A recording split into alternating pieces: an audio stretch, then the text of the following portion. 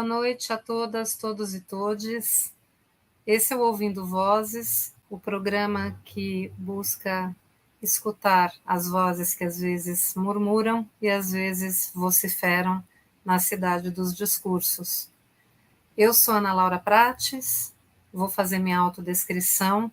Sou uma mulher de pele clara, de cabelos encaracolados castanhos, estou com o cabelo preso, uso óculos.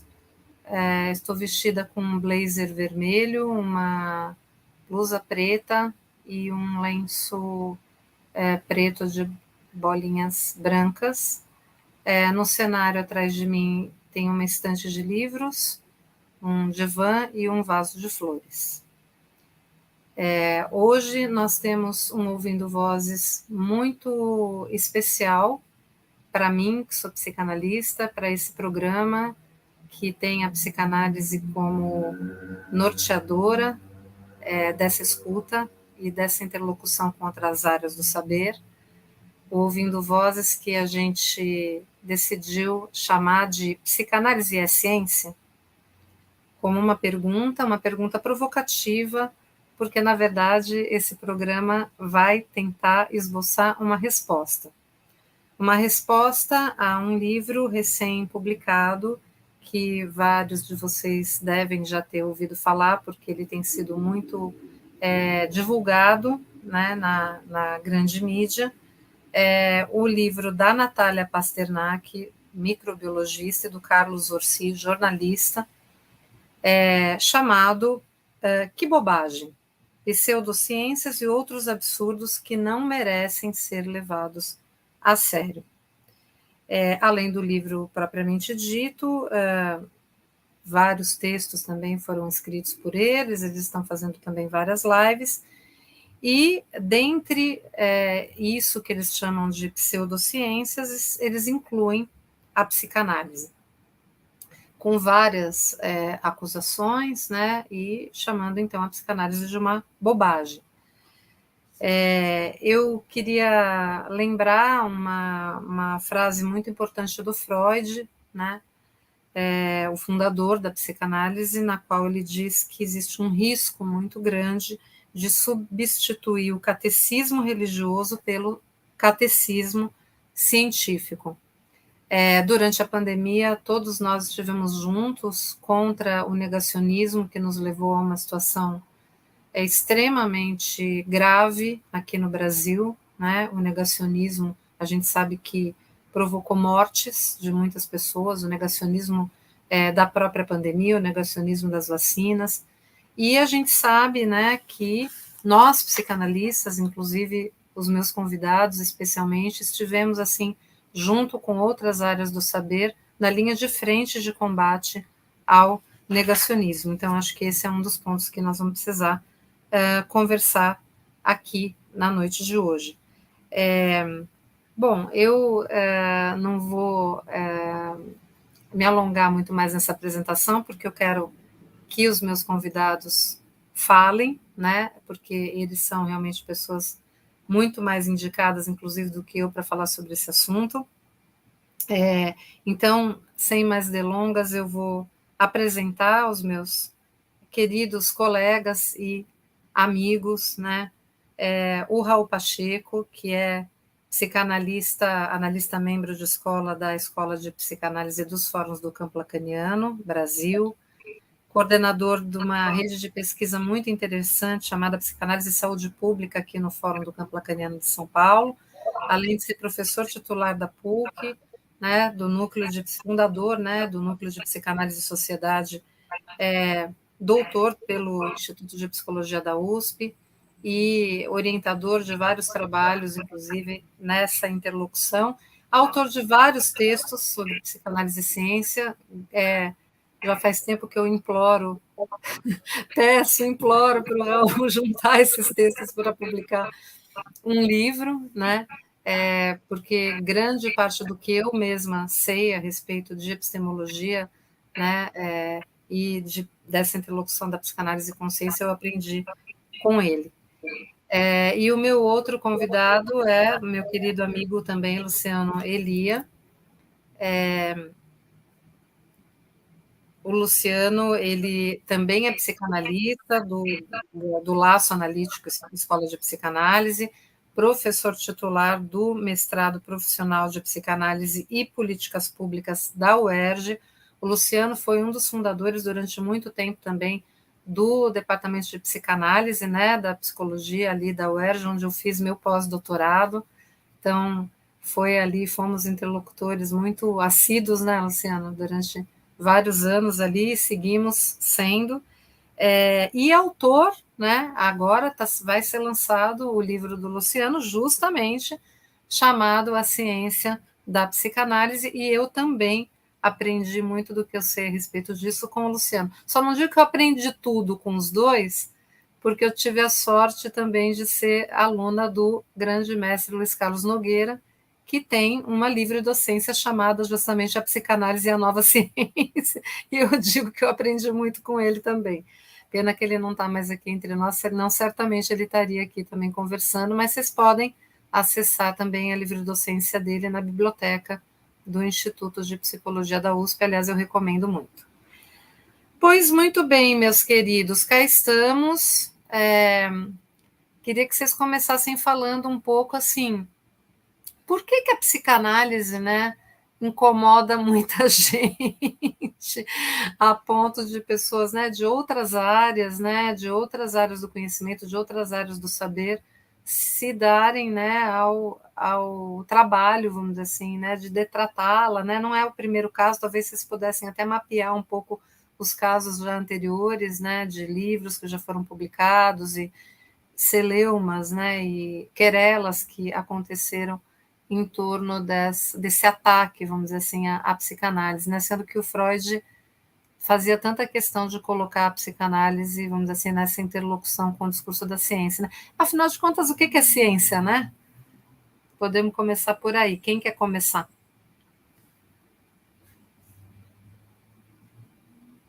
Começa aí, Raul. Não se esquece de autodescrever. Bom, eu vou começar só... Se autodescreve aí, por favor, Raul.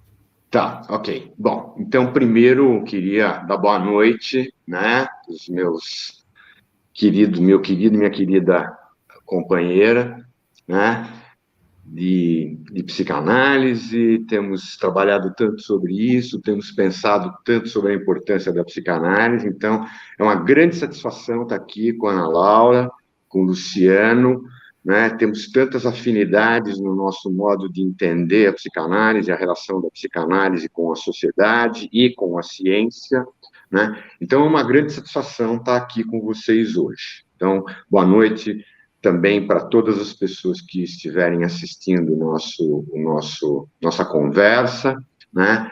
Então, eu começo só dizendo, bom, é isso, né? A Ana Laura já colocou, sou um psicanalista, sou um professor universitário, tenho um núcleo na pós-graduação, um núcleo na graduação, e me interesso muito pelo tema que nós vamos falar aqui à noite. Bom, estou aqui, né, acho que esse pedido para a descrição, né, estou aqui de óculos, barba, cabelos e barba grisalhos, camisa verde e outra cinza por cima. É isso. Passo a palavra aí, Luciano. Olá, meus queridos. É um prazer enorme também me associar aí ao que o Raul disse, porque reunir, de fato, essa reunião com Ana Laura e Raul é muito especial. Exatamente como o Raul disse, nós somos pessoas psicanalistas interessados seriamente na questão da ciência, da análise. Então, é uma oportunidade muito rara e privilegiada ter esse encontro aqui hoje no Ouvindo Voz. Até quero cumprimentar também a Ana Laura por essa iniciativa com o jornal, a TV, né, GGN, que está sempre atenta às coisas importantes aí que estão acontecendo na nossa contemporaneidade, e a Ana Laura, dentro disso, dentro da comunidade psicanalítica também, muito ligada, atenta, combativa. Então, é um prazer enorme. Esse tema está aí na ordem do dia. Acho que foi assim uma boa ideia nos chamar para discutir isso, porque nós, de fato, estamos interessados, vamos dizer assim, na ciência rigorosa e séria, né? Então, e na sua relação com a psicanálise. Eu vou me autodescrever. Eu sou homem branco, cabelos grisalhos também, como o Raul, e barba também cobrada. Estou vestindo uma camisa esportiva de manga comprida rosa, e estou dentro do meu escritório, o pequeno escritório que eu tenho em casa. O cenário aqui é um escritório bastante bagunçado, como vocês podem ver, que eu estou sempre... inclusive, esse livro que a Ana Laura tem uma pilha aqui do meu lado que eu não consigo tirar de cima da mesa. E só um detalhe que eu gosto de dizer, tem um pôster da Marielle Franco, de um momento muito importante, que foi a inauguração do Jardim Marielle Franco, em Paris. Eu estava lá por uma felicidade nesse dia, e eu pude, então, adquirir esse pôster. Na verdade, eles estavam distribuindo, e eu fiz um pôster, né, para pendurar aqui no escritório, e aí o resto é uma bagunça, fora a foto da Marielle. E, então é isso, vamos à conversa, né? Acho que a Ana Laura até lançou uma pergunta, o que é ciência, essa coisa toda, mas acho que podia, né, aproveitar que o Raul também não começou a debater isso. Acho que eu vou devolver a palavra aí para que ele fale, ou a Ana Laura relance a pergunta, para a gente começar, então, o nosso debate já aquecido, né? Uma palavra, Ana Laura, é isso? Pode falar, Dentro por favor. questões? Tá. Acho que você fez duas questões, né? Bom, o que é ciência e por que a psicanálise é tão atacada, e principalmente em relação a essa questão de não ser uma ciência, e sempre que é colocado não ser uma ciência, é colocado no sentido da desqualificação da psicanálise. Não é ciência, né? Ou como você colocou no início, esse livro recente, assim como tantos outros, né, ao longo desses mais de 120 anos de existência da psicanálise, sempre há uma tentativa de desqualificação, né? Queria lembrar primeiro que a psicanálise, ela surgiu, e até hoje ela se mantém, como um campo subversivo em relação ao conhecimento do ser falante, do sujeito humano, né? Ela surge com Freud, como todos sabemos, né? E surge com Freud questionando, né, o ponto de vista tanto da filosofia, quanto da psiquiatria, quanto da psicologia da época, né?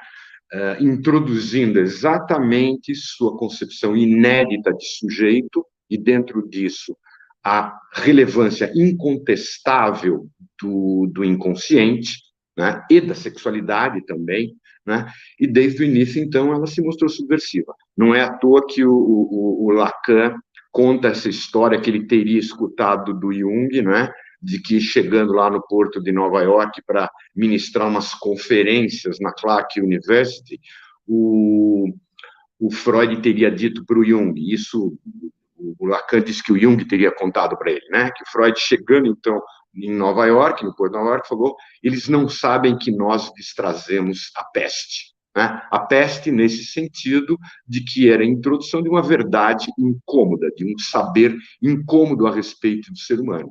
Essa questão que, posteriormente, o Freud chegou a colocar, que a psicanálise trazia, então, uma das 3 feridas narcísicas para o ser humano, né?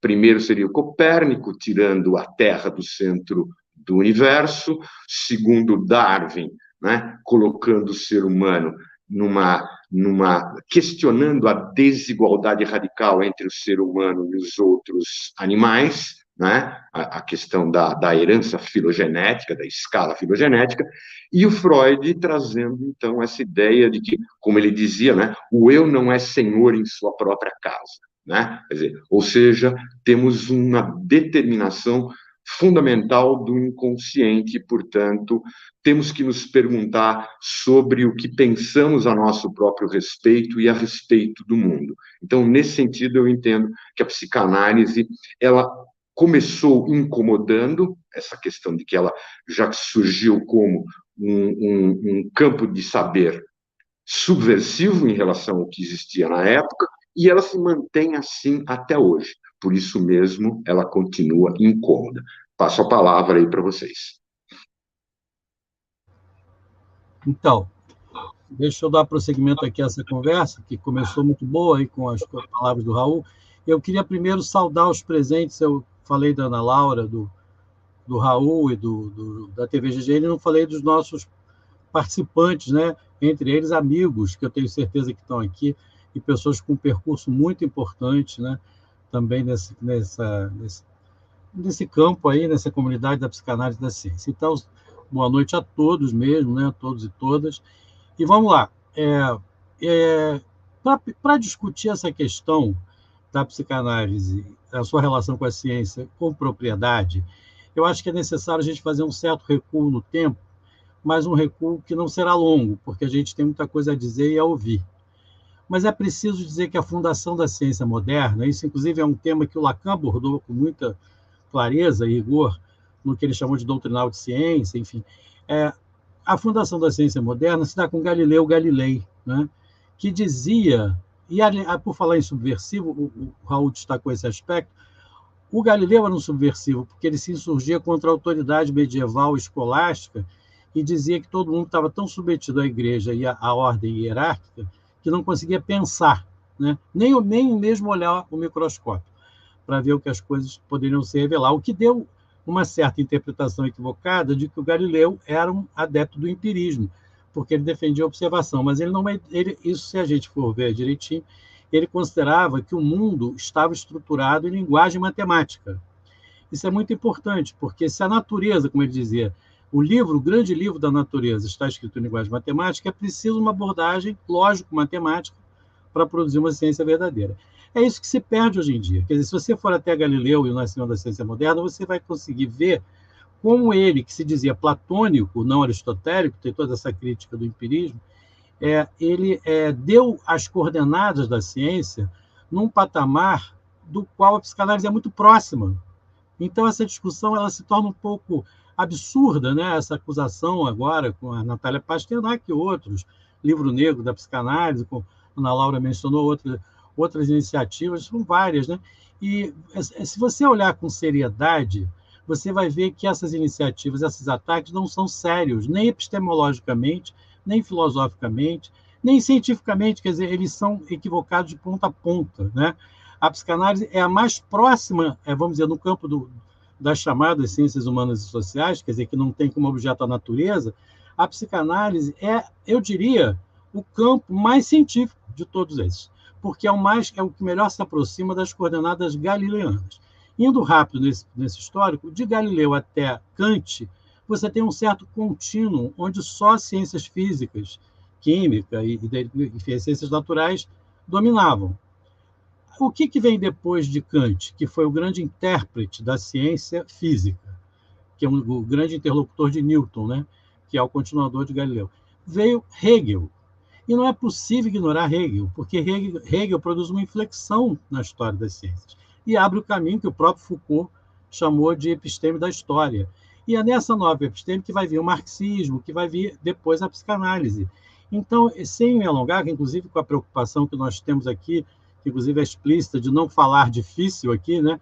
Quer dizer, de não falar coisas muito eruditas, e que a gente está num programa que tem um compromisso, a Ana Laura reitera esse compromisso, com uma camada mais ampla da população e dos próprios psicanalistas, então não vamos falar de coisas muito inacessíveis e que acabamos falando para nós mesmos e para nós, né? Vamos tentar abrir esse diálogo, mas eu acho possível dizer isso de um modo assim claro e amplo, né? Quer dizer, houve uma inflexão, houve uma mudança de rumo, e essa mudança de rumo é ignorada completamente pelos atuais, entre aspas, cientistas. Quando a ciência ignora a sua relação com a filosofia, a ciência não é a filosofia. É preciso que a gente afirme que a ciência ela tem sua positividade, sua, enfim, consistência própria, sua discursividade. Ela não é filosófica. Não se trata de fazer filosofia quando se faz ciência. Mas se a ciência rompe por recalque, for oclusão, seja o que for, o seu compromisso com a filosofia, ela se torna altamente patológica. Eu diria que ela começa a cometer patologias epistemológicas, como essa da Natália Pasternak, que é uma patologia. Esse livro é patológico, né? Se a gente pensar por que ele é patológico. Ele é fruto de um rechaço, de uma verdade absolutamente histórica, comprovada, que é a relação de derivação da ciência em relação à filosofia. E a psicanálise, com Lacan, resgata isso. Freud tinha um temor de se aproximar da filosofia, ele tinha razão, porque dentro dessas resistências todas, como o Raul mencionou, do aspecto subversivo, se o Freud começasse a falar em filosofia, talvez nós não estivéssemos aqui hoje. discutindo isso, né? Nem para sermos atacados, né? Se teríamos sucumbido como mais uma filosofia do inconsciente das trevas. Então, ele fez bem. Mas o Lacan, que já veio num outro momento, pôde resgatar essa discussão com a filosofia e restaurar, né, recolocar o trem no trilho, que estava se descarrilhando depois da morte do Freud, como a gente sabe, nós não vamos entrar nisso. Então, ele nos dá elementos para entender isso que eu estou tentando dizer. A relação da psicanálise com a ciência, se ela é ciência ou não, né, Ana Laura, é uma discussão maior, inclusive mais importante, talvez, do que saber se a psicanálise é uma ciência ou não é uma ciência. Eu afirmo que é, dando a resposta. Uma ciência, se a gente não entender ciência como aquilo que é coextensivo à ciência natural. E a ciência não pode se reduzir ao campo das ciências naturais. E eu estava dizendo que, mesmo nas ciências naturais sérias e rigorosas, como aquela fundada por Galileu, a psicanálise tem uma mesma estrutura, digamos, metodológica homóloga. Não tem a mesma estrutura de outras formas de ciência que não acompanham a física. Você, para concluir, porque eu não quero também me estender demais, um epistemólogo como Gaston Bachelard, né, foi alguém que foi capaz de captar o espírito científico galileano e gostava muito da psicanálise e dizia que a psicanálise permitiu a ele a noção de corte epistemológico, que é a passagem da ideologia para a ciência, não deixando de existir ideologia, né? Mas esse trabalho sistemático, o que a gente tem hoje? A gente tem hoje uma ciência completamente comprometida com o capitalismo e o neoliberalismo, uma ciência que não tem mais nenhum compromisso com a verdade nem com as suas origens, ela tem compromisso com os laboratórios, do caso da área psi, com a medicalização da sociedade. A Natália Pasternak é uma grande representante disso, dos interesses científicos, entre aspas, capitalistas, e não é à toa que ela fala dos Estados Unidos o tempo todo, onde a psicanálise não é mais respeitada e tudo mais. E, bom, a gente vai ter um debate sério ou vai ficar servindo às forças do capital? Eu vou parar aqui para a gente poder seguir com o debate, depois a gente retoma alguns pontos, mas é isso, quer dizer, se a gente for sério, rigoroso, a gente não consegue nem, vamos dizer, dialogar com esse tipo de acusação, que é muito precária, muito pífia, muito sem rigor. Eu vou aproveitar o que você falou, Luciano, inclusive quando você falou do Foucault, né, para conversar um pouco com alguns comentários aqui do chat, antes de passar a palavra para o Raul, e o Raul podia, inclusive, ajudar, talvez, a contrapor assim, algumas questões interessantes que eu vi aqui. Uma delas, o Fernando Risolo, né, ele colocou que o vizinho dele, contador, fez um cursinho e virou psicanalista, né? E que, na verdade, a saúde mental é um ato médico, né? É interessante porque aí tem duas questões que ele coloca. Uma, ele está, vamos dizer assim, usando um caso, né? Que é um caso, inclusive, que nós mesmos, psicanalistas, né? Um dos maiores problemas que nós detectamos, né? Que é a questão da formação dos analistas, né? E a gente sabe que realmente tem cursos aí que não devem ser levados a sério, e, evidentemente, você não pode reduzir a psicanálise a esses cursos que desvirtuam a psicanálise, né, por outros interesses. Agora, outra questão que ele coloca é justamente essa do ato médico, e daí por isso que eu achei interessante, que tem a ver com isso que o Luciano falou do Foucault, que denuncia justamente o biopoder, né?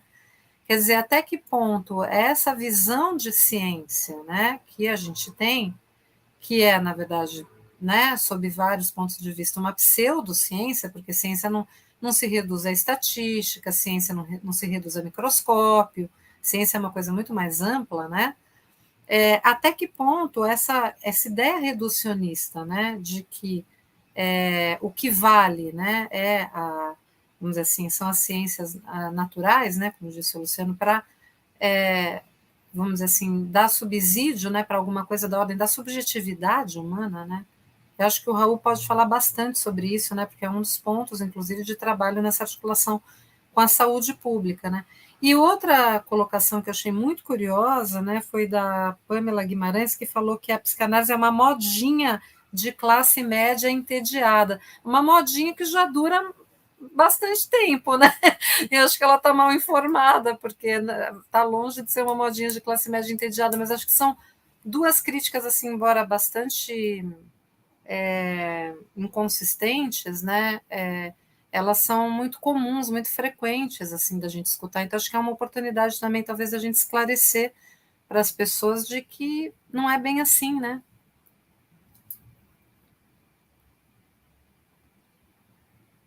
palavra? Posso pegar a Sim, palavra, por Ana, favor. falar alguma Sim, coisa? sim. Tá. Eu queria colocar um aspecto que eu acho importante. Nossa conversa, quer dizer, ela tem uma temática muito complexa, muito vasta, né? Nós temos muito pouco tempo para falar sobre isso. Eu vou tentar pegar alguns pontos que eu acho que são importantes, dado que a gente está, inclusive, tendo essa conversa em função desse ataque, né? Que, como a gente sabe, não é o primeiro, ao longo dos 120 anos sempre existiram, mas tem esse mais recente, né? Primeira coisa que eu queria colocar é assim: falar em ciência no singular já é um modo de tomar partido em relação a uma posição sobre o que é ciência. Porque não existe ciência no singular, né? Acho que a única... Só teria direito a falar em ciência no singular, só teriam direito os positivistas, que acreditam que existe um método único para qualquer campo científico, né? Tenho certeza que tanto eu, quanto a Ana Laura, quanto o Luciano, não acreditamos nesse ponto de vista, que é o ponto de vista positivista, né? Que acredita que existe o método científico e a ciência.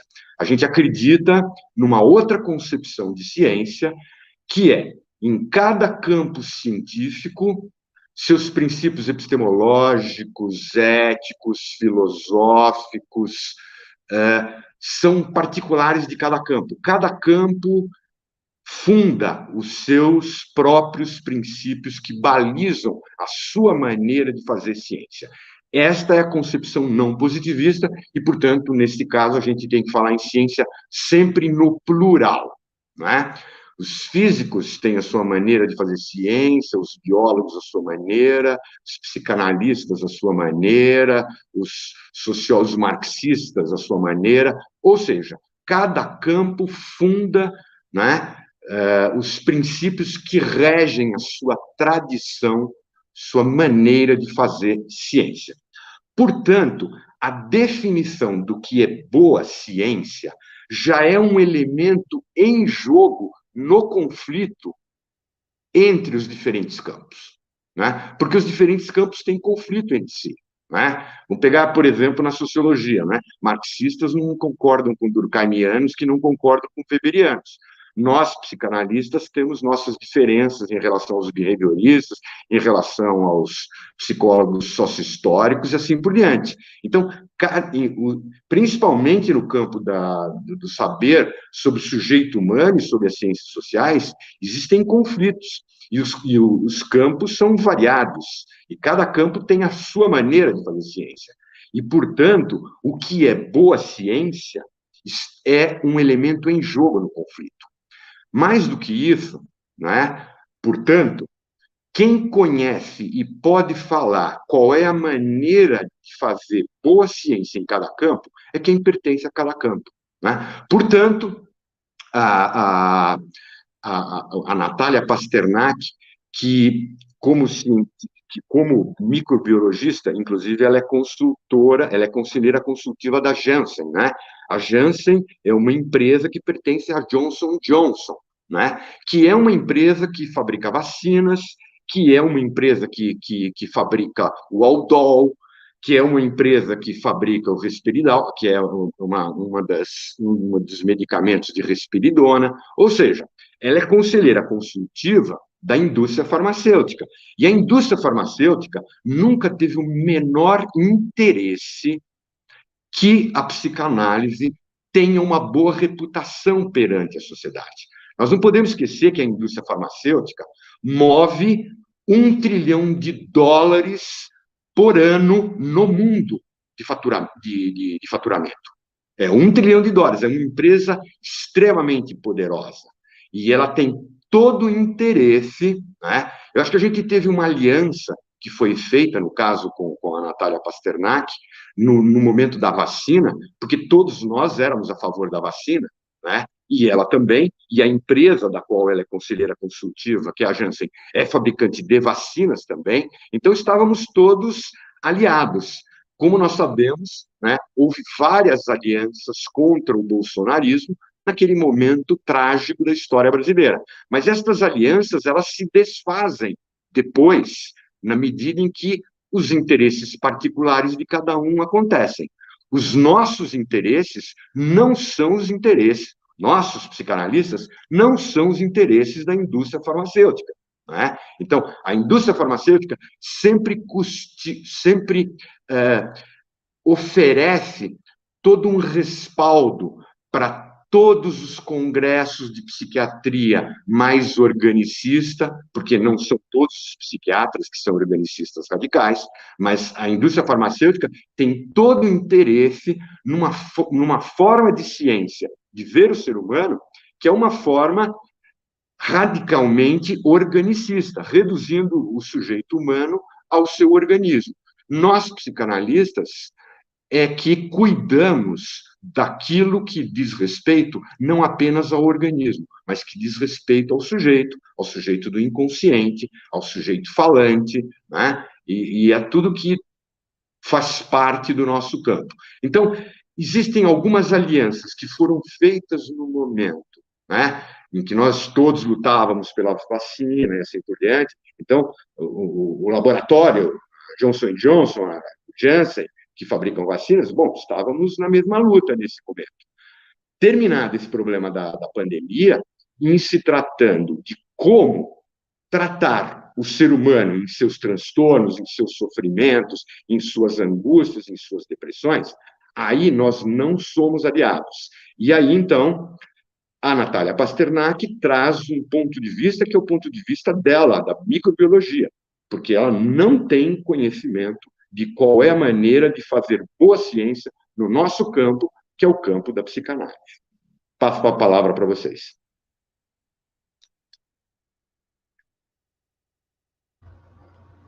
Não sei, Ana Laura, você está sem som, eu acho.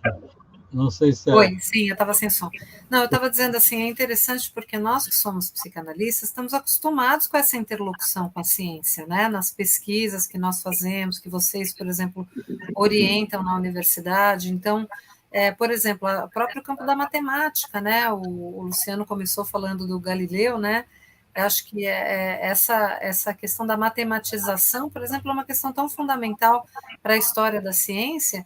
E a gente sabe, por exemplo, que a matemática mais avançada, né, que existe hoje em dia, que inclusive serve de subsídio para vários tipos de pesquisa, inclusive com nanopartículas e com toda a questão da informática e etc., são matemáticas paraconsistentes, né? E um dos inventores, inclusive, dessas novas matemáticas é justamente um brasileiro, o Newton da Costa, que diz que foi influenciado pela psicanálise para avançar a lógica, né?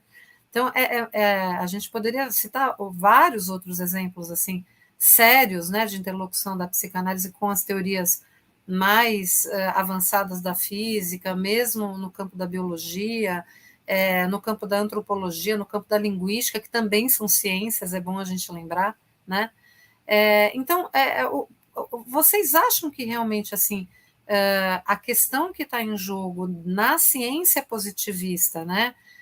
Para a gente não cair nessa ideia, como o Raul falou, de que existe a ciência, né? E como se a ciência, essa ciência positivista, fosse aquela que chancelaria outras áreas do conhecimento. Isso é que eu considero mais grave. Quer dizer, são pessoas de outras áreas que vão dizer se as práticas que nós estamos fazendo, né, há mais de século é ou não eficaz, é ou não, né, uma prática de saber consistente, um método consistente. Vocês acham que realmente a questão mais séria que está em jogo aí é a questão do capital? O que você acha, Luciano? O Raul falou a questão do capital que você falou? Não, a aliança da ciência, né, com o discurso do capitalista. O que você acha aqui?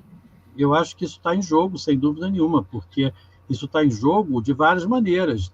Inclusive, vamos dizer assim, o fato, isso não é dissociável de questões epistemológicas e essas que você está mencionando, como é que alguém de uma outra área se coloca no lugar, de que lugar ele fala, né, para dizer que uma prática é ou não científica. Mas isso não é sem autorização do capital, né? Porque, inclusive, eu queria destacar, a partir da fala do Raul, existiu, ele sabe disso, a gente discutiu isso lá em 2017, no FLAPSIP, que é o Fórum Latino-Americano de Psicanálise, Ciência e Política, que vai ter que voltar agora diante desse cenário, que houve um estrangulamento da epistemologia do final do século XX, desde que o neoliberalismo, a partir dos anos 70, começou a dominar, né, na sequência do capitalismo, os epistemólogos foram morrendo e não deixaram herdeiros, porque havia todo um movimento, né, obviamente sustentado pelo capital, de eliminação com influência maciça nas publicações, né, no nível editorial, nas universidades, enfim, eles têm poderes para afetar o Estado e o mundo científico, né, a política, assim. Então, a gente não tem mais crítica epistemológica hoje. Já repararam que os grandes epistemólogos morreram e tem muito poucos tentando fazer alguma coisa. E aí é curioso isso que você fala, porque não é... Eu queria também comentar o aspecto que o Raul disse, ligado a isso. Não se pode falar na ciência no singular, eu concordo, claramente, nós não somos positivistas. Mas alguma coisa autoriza o campo científico a se definir assim, em sua diferença com a religião, com a magia, com a arte, né? E que, como Lacan propõe na Ciência e a Verdade, quer dizer, alguma coisa permite que você fale em algo como científico ou não. Acho que isso sim, não no sentido da unicidade metodológica, né? O Raul fala do pluralismo, da diversidade metodológica, com a qual eu concordo. No meu livro eu defendo isso. Agora, tem alguma coisa que diferencia a ciência da própria filosofia, da arte, da religião e da magia, né? Então, a gente precisa demarcar isso sim. E é curioso, né, Ana Laura, porque, a rigor, um cientista sério não procede dessa maneira, marqueteira e absolutamente vulgar, né? Eu queria destacar isso. Mesmo que discorde da psicanálise, como Popper fez equivocadamente, e outros fizeram, né? Adolf Grünberg, Grünbaum, eles tinham um respeito metodológico, digamos assim, né? O que você vê no livro da Pasternak é um desrespeito, como nessa fala de que é modinha, ou de que enfim, de que o ato médico, a saúde mental é um ato médico. Alguém já comentou, acho que foi o Richard Couto, mas é verdade, quer dizer, dizer da saúde mental, eu não quero comentar as falas, não, mas dizer da saúde mental que ela é um ato médico é uma sentença anticientífica. A saúde mental emergiu como um campo interdisciplinar riquíssimo, né, alimentado por vários saberes e praxes. E como dizer que o ato médico? Quer dizer, é uma emergência epistemológica, clínica e política a saúde mental. E a gente precisa ter seriedade científica para falar disso, né? Não pode dizer que é um ato médico, nem que é uma modinha. Bom, então, o que me parece curioso é que ganha tanto espaço, né, uma fala tão pouco séria, e que um cientista não falaria. É bom lembrar que a própria microbiologia, que é a área da Pasternak, ela não tem uma metodologia tão precária. A microbiologia séria segue os passos galileanos. A microbiologia positivista, que está em plena hegemonia hoje, ela só está em plena hegemonia, podendo dizer o que é ciência e o que não é ciência fora do seu campo, porque ela está baseada em critérios não epistemológicos, em critérios absolutamente ideológicos e, vamos dizer, de interesse financeiro, sem dúvida nenhuma. Isso que o Raul falou, 300 trilhões, não sei quantos trilhões, quer dizer, a indústria mais poderosa do mundo, vive rivalizando com a de armamentos, já superou a de armamentos, né? Então, é claro que, se você for levar o debate para o campo epistemológico, o lugar da psicanálise será muito outro, será completamente... Eu quero dar um exemplo, com que vou passar a palavra. Os físicos atômicos, né, que são os representantes da nova física do início do século, a partir de Einstein, tem uma passagem no livro do Heisenberg, que até um autor polêmico, porque acusam ele de ter... Agora está esse filme Oppenheimer aí, né? E ele é citado como alguém que apoiou Hitler. Eu tenho minhas dúvidas, mas, de qualquer maneira, ele tem um diálogo com uma kantiana que diz a ele: você não pode afirmar a existência do átomo. É uma filósofa kantiana, e ele é um físico atômico. Ele diz: mas como eu não posso? Porque você não tem a prova do objeto, o objeto conceitual de Kant, do átomo. Então, quando eu li isso, e ele diz: mas olha, me desculpa, minha senhora, mas eu tenho evidências, por falar em evidências, não as evidências da medicina baseada em evidências, mas eu tenho evidências de que o átomo existe, olha a bomba atômica, né? E eu pensei imediatamente no Freud, sabe? Porque o Freud também se deparou com isso. Eu quero sustentar o inconsciente, mas não vou vê-lo, apalpá-lo, provar por evidências, né? Vamos dizer assim, empíricas, o inconsciente, mas o inconsciente produz efeitos, né? Então, é muito parecido o modo como Freud teve que enfrentar a comunidade para sustentar o inconsciente, com o modo como a física atômica dos anos 20, 30 teve que enfrentar o mundo científico, para, inclusive, com esse diálogo que eu até reproduzo no meu livro. É muito interessante, ele sustenta o átomo mesmo sem ter a prova da evidência da existência do átomo. A ciência só caminha assim. Então, é claro que a psicanálise está no campo científico, né? É acompanhada, muito bem acompanhada pela física atômica, muito bem acompanhada, e não pela microbiologia vulgar, que está interessada nos lucros da Janssen. A gente não tem os mesmos interesses da Natália, né, o Raul, porque ficou claro que o que movia ela a ser contra o Bolsonaro eram outros interesses diferentes dos nossos, né? Não era tanto pela salvação da população brasileira, né? Era para o lucro da Janssen. Você usou o exemplo da própria física, Luciano, mas eu queria até fazer uma observação, e até recomendo que vocês assistam a entrevista que o Fernando Haddad deu para o Luiz Nassif aqui no GGN, está no YouTube, e lá pelas tantas o Haddad fala exatamente isso que você acabou de falar, a respeito da economia, né?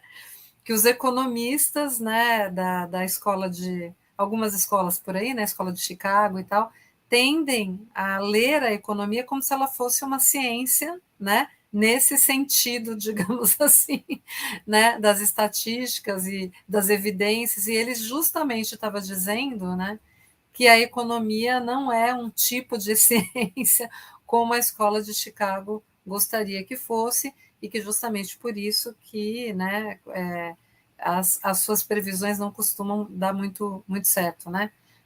E evidentemente que é uma visão também de interesse, né? Interessada, digamos assim, no caso no lucro, né? Então, acho que esse é um ponto interessante, né, para a gente continuar a conversa, quer dizer, que o fato de haver divergências, né, e um debate interno no campo, isso não desqualifica, digamos assim, o rigor metodológico daquele campo, né, muito pelo contrário, né. Tem uma disputa, né, tem uma disputa, a ciência não é neutra.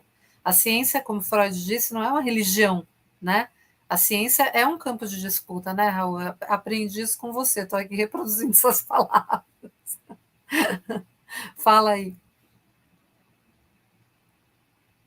Acho que você está sem microfone e está desligado, Raul. Eu acho que é você quem liga aí, né? É você quem Não, liga para mim? você já ligou, pode falar. Tá. Eu vou pegar essa questão que você colocou, né, na Laura, da conexão da psicanálise com o discurso capitalista, com o capitalismo, e a questão, vou começar partindo do que o Luciano colocou, né, que eu concordo inteiramente. Quando eu falei de ciência no plural, não quero dizer que também não se possa eventualmente falar no singular, concordo inteiramente com o Luciano. E quando a gente fala de campos científicos ou ciência no singular, a gente está falando como cada campo consegue articular suas proposições teóricas com algo da ordem de uma experiência, com algo que, vamos dizer assim, né, dessa interação entre uma experiência e as formalizações teóricas, faça avançar o campo. Nesse sentido, os campos científicos, por exemplo, não são como a filosofia, né? Quer dizer, os campos científicos têm aquilo que eles chamam de fatos e como é que eles articulam a relação entre fatos e teorias. O problema é que os positivistas acreditam que existe uma separação radical entre fatos e teorias. E a minha posição, que eu tenho certeza que é a da Ana Laura e a do Luciano Elia, não estabelece essa separação radical entre fatos e teorias. Não tem como você definir uma coisa separada da outra, né? Quer dizer, não tem como você separar. Isso é fato, qualquer um vai observar do mesmo jeito, isso é teoria. Não, né? A própria experiência que é valorizada em cada campo científico é definida e é articulada já com a própria teorização dentro desse campo. Eu queria lembrar o seguinte, né? E a psicanálise conseguiu fazer a sua, né? O Freud, desde o início, ele faz avançar a sua teoria com a sua maneira de produzir o que, em psicanálise, nós entendemos como uma experiência relevante para articular com a teoria, que é a experiência em análise, a experiência clínica, Nosso método vem daí. Os nossos fatos, a experiência relevante para a gente pensar a teoria, ela vem da clínica psicanalítica, né? E vejam, né, eu queria lembrar, o Freud, ele vem do campo da ciência biológica.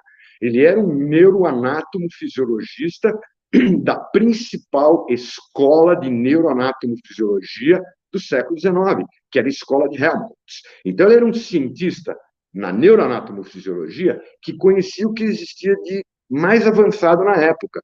Dubois, Raymond, Brooke, o Freud trabalhava no laboratório do Brooke, não podemos esquecer nisso. Só que ele criou um campo que encontrou a sua maneira de articular a teorização com os fatos ou com a experiência analítica, a clínica psicanalítica, a escuta do sujeito na clínica analítica. E o Freud era muito claro, ele dizia isso. O que é a psicanálise? A psicanálise é 3 coisas inseparáveis. Ela é uma prática de cura, uma prática terapêutica, ela é uma formalização de um modo de conduzir esta prática, articulando esta prática com uma teoria. Então, a psicanálise é inseparavelmente estas 3 coisas. Eu estou falando de Freud. Não podemos esquecer que o Lacan, por sua vez, também era alguém que dialogava o tempo inteiro com epistemólogos, como diz o Luciano. O Luciano lembrou disso, né? A epistemologia, as pessoas que pensam a questão da ciência, né? Desde os positivistas, o Popper, o Thomas Kuhn, o Lakatos, o Feyerabend, o Quine e assim por diante, são pessoas que pensam a ciência. E o Lacan, por exemplo, dialoga, assim como Freud dialogava com os da sua época, o tempo inteiro, porque são pensadores preocupados com esta questão de como produzir ciência. Agora, tem algo que eu acho fundamental, e nesse ponto, o pensador que eu acho que a gente não pode nunca esquecer, que é um pensador francês, que é o Pierre Bourdieu. O Pierre Bourdieu diz o seguinte: tentar fazer epistemologia separado de sociologia e política da ciência é fazer ideologia, porque estas coisas estão sempre juntas, né? Por quê? Porque os campos científicos, eles não são campos separados do campo da ciência. Eles mantêm uma íntima articulação com o campo social. Existe uma articulação entre campo científico e campo social. A ciência recebe uma influência e responde ao que acontece no campo social. E o campo social pode sufocar o que acontece no campo da ciência. Nesse sentido, nós temos que lembrar que existem campos científicos que produzem conhecimento que interessa particularmente ao campo social capitalista, que é aquele em que nós vivemos. A biologia, a física produzem um saber que interessa muito ao capitalismo. Por quê? Porque elas geram a tecnologia que permite fazer produtos. No caso da biologia, da neuroquímica, do sistema nervoso, permite fazer medicamentos, que, como eu lembrei, rendem $1 trilhão anuais para a indústria farmacêutica. Ora, a psicanálise interessa muito pouco ao desenvolvimento capitalista, né? Assim, qual é a possibilidade de acúmulo de mais-valia que a psicanálise propicia? Como é que alguém pode fazer mais-valia com a psicanálise? Uma forma rastaquera, uma forma tosca. Quando muito você faz uma clínica e contrata alguns psicanalistas e paga para eles metade do que recebe, você fica com outra metade. Isso é uma forma de acumulação de mais-valia rudimentar, né? Nada disso vai chegar perto da indústria farmacêutica. Então, eu estou colocando isso porque existe um certo conflito entre o campo do capitalismo, né? A defesa do capitalismo em termos de forma de estruturação da sociedade e o campo da psicanálise enquanto conhecimento que ela produz. E isso faz com que o campo da psicanálise não seja bem-vindo, né? Não seja bem-vindo àqueles que mais lucram no âmbito do capitalismo. Existe um conflito entre quem lucra com o capitalismo e a psicanálise. Então, eu acho que isso tem que ser sempre pensado, assim como também, né? O capitalismo tem muito pouco a lucrar com o marxismo, com uma ciência social que realmente produz um saber não alienante sobre a sociedade. Então, eu queria lembrar essa articulação entre campo da ciência e campo social. Isso tem que ser sempre lembrado quando a gente vai julgar a resposta social a um campo, como é o caso da psicanálise. Devolvo a palavra para vocês.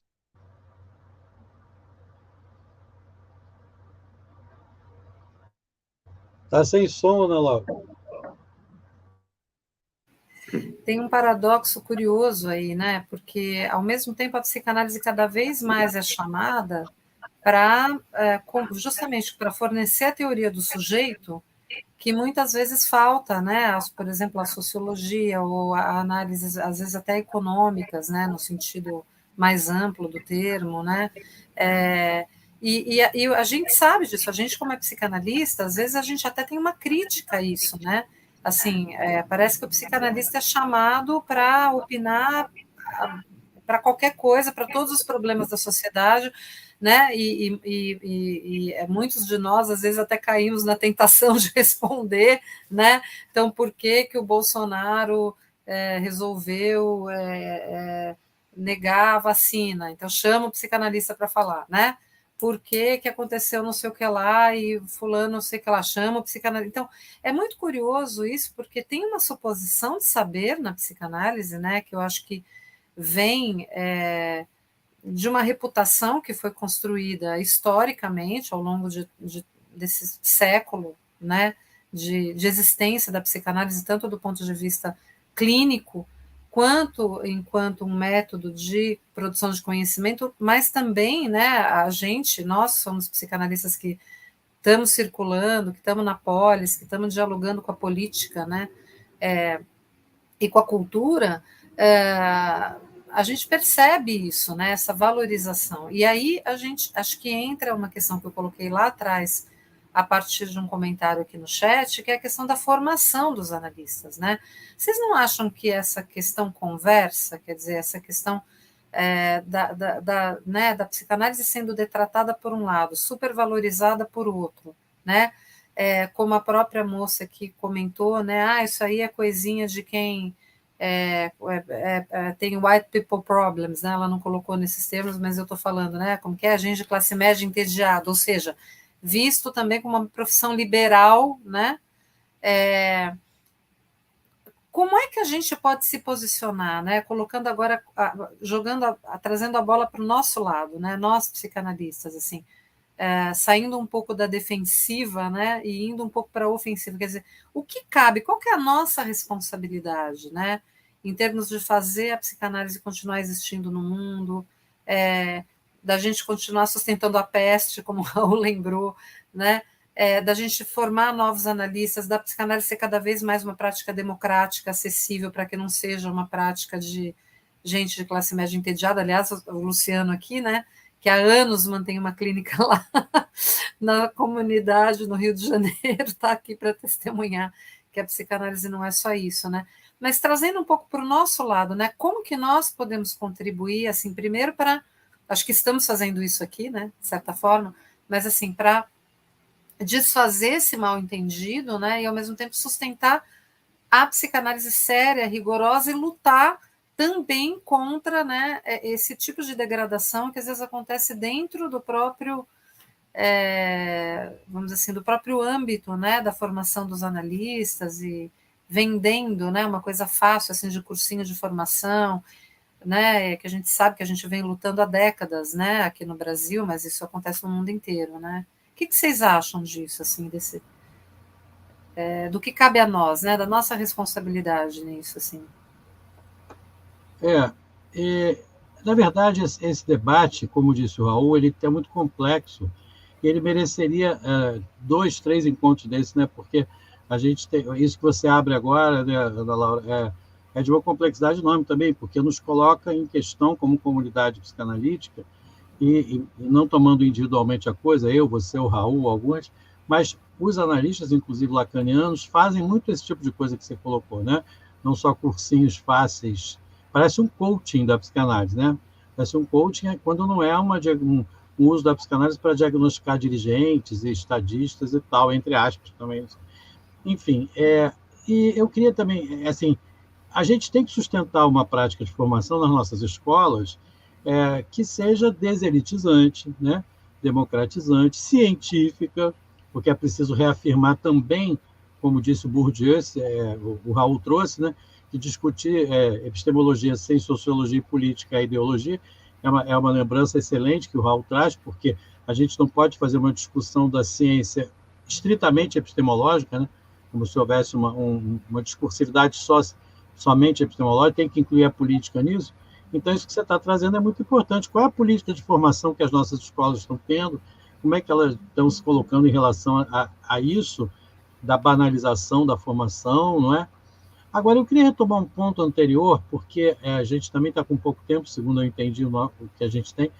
É muito importante isso, né? Eu acho que a gente tem que parar de falar da Pasternak. Ela foi apenas um gancho, um pretexto para a gente discutir coisa séria, né? Porque como ela não é séria, já foi dito isso aqui, alguém até no chat aí falou, para que ficar falando com a Pasternak? De fato, eu acho que assim, é um fato social inegável, um livro que ela está dando todo o marketing a isso, a gente tem que responder, a gente não tem que ficar, né, numa posição de superioridade imperial, não vou falar sobre isso, não. Vamos afirmar combativamente, ofensivamente também, defendendo o nosso campo. Mas acho que tem que ir além disso, sabe? Além de um diálogo com a Pasternak, que não está à altura desse diálogo, ela não está à altura desse debate. Então a gente tem que começar a falar de coisas mais altas, né? Importantes. Como essa, quer dizer, o Raul falou de fatos, né? Não existem fatos nem para Galileu. Galileu diz assim, todo fato já é teórico. E é o fato teórico que ele não falava em experimento, falava em experimentação, sabiam?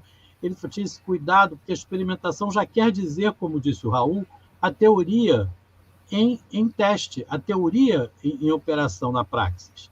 E é isso que o Freud faz, gente. Se alguém seguiu os passos de Galileu, mais fielmente foi Freud, porque ele criou um dispositivo exatamente que articula a teorização com a prática clínica do modo íntimo, né, intrínseco, imanente, poderia dizer. Né? A imanência também é uma dimensão importante para nós. A gente não tem essa transcendência de uma dimensão em relação à outra. Então, a gente está no coração... E só para dizer uma coisa a mais sobre isso, vocês já repararam também, Ana Laura, Raul, como muitos colegas nossos, inclusive às vezes rigorosos, falam da ciência como exterioridade? E aí a criticam ou a desprezam. Então, diz assim, não, mas nosso campo é sério, é rigoroso, mas não é a ciência. Porque os cientistas... Porque a ciência... Aí falam em terceira pessoa. Quer dizer, eu acho isso um problema político, sabe? Da linguagem. Porque se a gente fala em exterioridade à ciência, a gente está dizendo que a ciência pertence a outros operadores, que ela não nos pertence. Eu defendo que a gente se coloque dentro dela no pluralismo, que foi colocado aqui pelo Raul, a diversidade metodológica.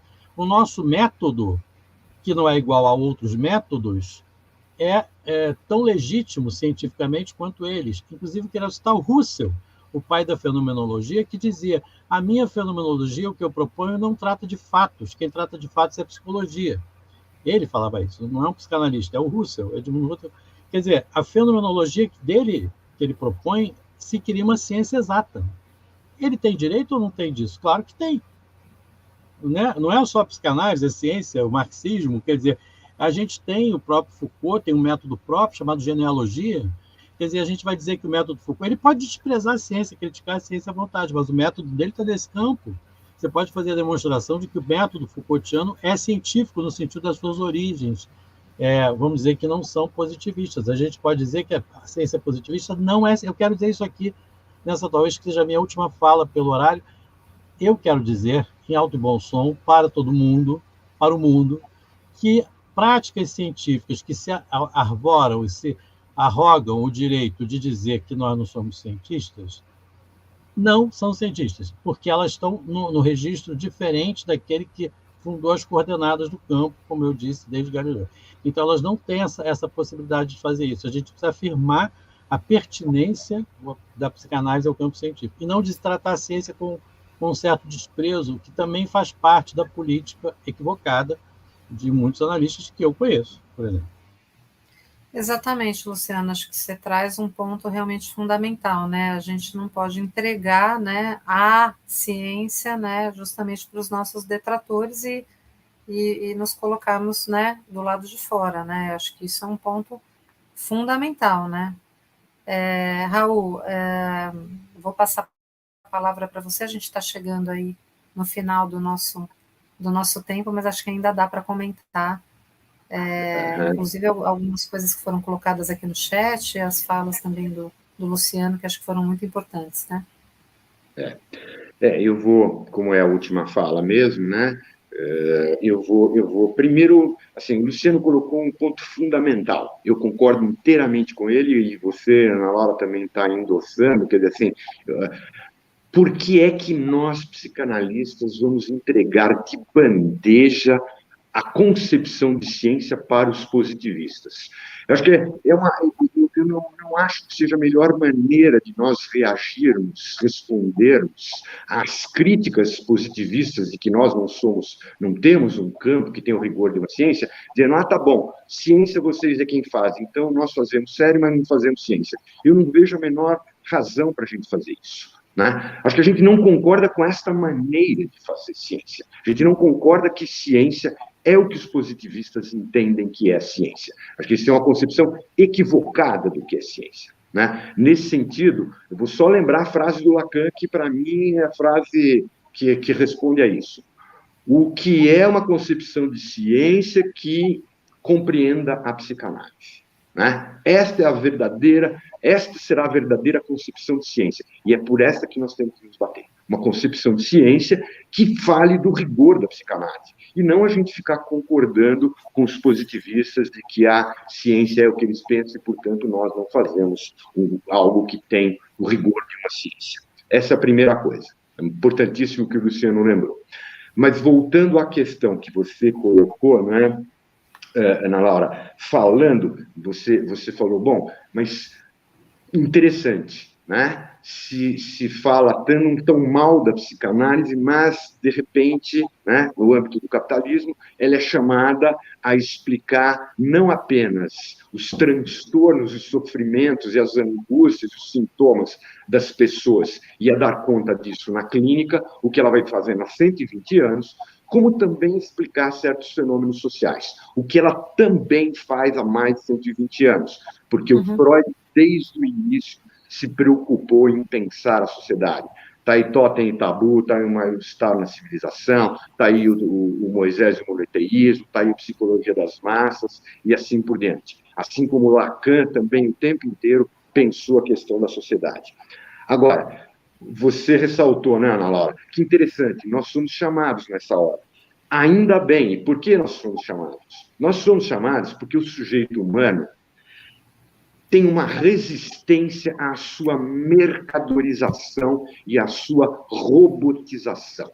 Aquilo que o capitalismo pretende fazer com o sujeito humano, que é transformar o sujeito humano numa mercadoria, né? Não é à toa que todo mundo louco por um lugarzinho no mercado de trabalho, porque senão nós nem sobrevivemos, né? A mercadorização do mundo como um todo, e também do ser humano, mas nós, seres humanos, ainda bem resistimos a isso. São as contradições do capitalismo. E enquanto nós, seres humanos, resistimos a isso, a psicanálise será sempre chamada a trazer a sua contribuição. Então, nesse sentido, né, aliás, o Lacan, na Conferência de Milão, em 1972, falou isso muito claramente. Né? Tem algo no capitalismo que faz com que ele próprio se consuma.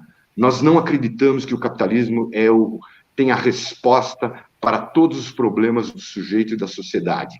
Neste sentido, a psicanálise é crítica em relação ao capitalismo. Né? Lacan é muito claro nisso, né? E Freud também tinha suas críticas à sociedade capitalista, embora eu acho que ele não tinha, vamos dizer assim, a sofisticação que, por exemplo, tem o Lacan no diálogo com pensadores do âmbito da política, do âmbito da sociedade, né? O Lacan pôde ter um diálogo posterior com pensadores que vieram depois, e ele traz a psicanálise é absolutamente crítica em relação ao discurso capitalismo. Ela não endossa, né? O capitalismo ele é destruidor do laço social, né? Ele reduz o laço entre os seres humanos a um laço entre um comprador de mercadoria e um vendedor de mercadoria, né? Ele, como lembrou o Lacan, né? Ele foraclui o sujeito, ele não quer saber do sujeito. Não é à toa que, se nós formos nos congressos de psiquiatria, aonde um organicismo radical é forte, as indústrias farmacêuticas financiam a viagem dos participantes, financiam os estandes que são montados, financiam até o juiz da Federação Paulista que vai apitar o jogo que os participantes, na hora do intervalo, vão jogar. Nos congressos de psicanálise, nós nunca vamos receber um lápis, um caderno das indústrias farmacêuticas. Por quê? Porque nós não trazemos nada que ajude a incrementar o faturamento das indústrias farmacêuticas. Portanto, nós estamos na contramão do discurso capitalista. Ainda bem, né? Porque enquanto houver quem questione isso, o ser humano estará fazendo sua resistência a ser robotizado e a ser uma simples mercadoria. Era a última coisa que eu queria colocar. Bom, gente, muito obrigada. A gente teve aqui 560 pessoas nos assistindo, provavelmente mais, porque tem um certo rodízio. Queria lembrar que o Ouvindo Vozes vai ficar, né, no canal do YouTube do Jornal de Higiene. Aproveito para pedir para vocês curtirem, compartilharem. Quem puder, assine o canal para receber as notificações, liga ali o sininho. Vocês sabem que a imprensa independente, como o próprio nome já diz, é independente do capital, portanto, só depende de nós mesmos. Então, por favor, apoiem, incentivem, divulguem, estejam sempre aqui presentes no Ouvindo Vozes. Luciano tem toda a razão, a gente precisaria desdobrar esse programa em vários. Já estou aqui pensando em fazer um sobre a formação do analista e outro sobre a democratização da psicanálise, porque teve várias pessoas aqui comentando essa questão, e que a gente sabe que hoje em dia é uma visão um pouco equivocada, né, de que a psicanálise é elitista, porque hoje em dia o acesso já está muito mais plural, aberto, embora a gente ainda tenha um problema sério, sim, da democratização da formação dos analistas, né? Acho que esse é um ponto também muito importante, é uma pauta para a gente debater. A gente teve aqui vários colegas, não sei se vocês, né, puderam ir acompanhando, aí eu fui colocando comentários de alguns aqui, né, no nosso destaque, mas, assim, colegas da maior relevância, né, para o campo psicanalítico. Eu queria agradecer muito a presença de vocês, o prestígio de tê-los aqui, né, na noite de hoje, e queria já, né, convidar todo mundo para o próximo Ouvindo Vozes, que também vai ser com um colega muito querido nosso, também conhecido, né, do Raul e do Luciano, lá do nosso coletivo Psicanalistas Unidos pela Democracia, que é o Lúcio Massaferri Salles, que vai falar, né, conversar com a gente sobre guerra híbrida, né? O Lúcio, que escreveu um livro muito interessante que eu estou lendo, chamado Arquitetura do Caos. Recomendo a vocês. Vai ser no dia 14 de agosto, nesse mesmo bate-canal, nesse mesmo bate-horário, o Ouvindo Vozes, às 21 horas, sempre às segundas-feiras. Muito obrigada, queridos amigos, colegas, estamos juntos, continuamos. Você quer falar mais alguma coisa, Raul? Pode falar. Você está sem microfone, acho que é... Né, Oi, pode okay. falar. Não, só me despedir de vocês, dizer que é um enorme prazer, e vocês sabem disso, né? Eu não preciso dizer para vocês dois, mas eu quero dizer publicamente, é sempre um grande prazer, vocês são um parceiro e uma parceira para todas as questões da psicanálise, e em particular para essa questão da ciência, né? E eu quero também já fazer uma propaganda do livro do Luciano, que está sendo lançado, e que estávamos esperando este livro. Né? Esse é um livro que vai ser fundamental para discutir essa questão de ciência e psicanálise. Luciano é uma pessoa, é um estudioso profundo sobre isso, uma pessoa que todos nós temos que escutar o que ele traz a respeito disso. E muito bem-vindo o seu livro, Luciano, e foi ótimo estar com vocês conversando sobre isso. Se eu puder também me despedir, Ana Laura, não sei Claro, se... por favor. Rapidíssimo, agradecer ao Raul as palavras dele agora, e também dizer que eu estou muito honrado, além de feliz, eu estou muito honrado de estar aqui, em primeiro lugar, por estar com vocês dois e com todos os que vieram aqui, os nossos amigos queridos e, como disse a Ana Laura, de trajeto muito relevante na psicanálise, e todos os demais que vieram, 560 pessoas, não é pouca coisa, que estão nos acompanhando essa noite de segunda-feira, depois das 9h. É muito legal saber que tem muita gente interessada nessa questão que a gente quer dizer. Muito obrigado, Ana Laura, muito obrigado ao jornal, ao Raul e a todo mundo que esteve aqui. Um grande beijo para todos. Tchau, queridos. Boa noite, beijos. Obrigada, Lourdes Nassif, como sempre, aí, junto com a gente, sem aparecer, mas nos bastidores.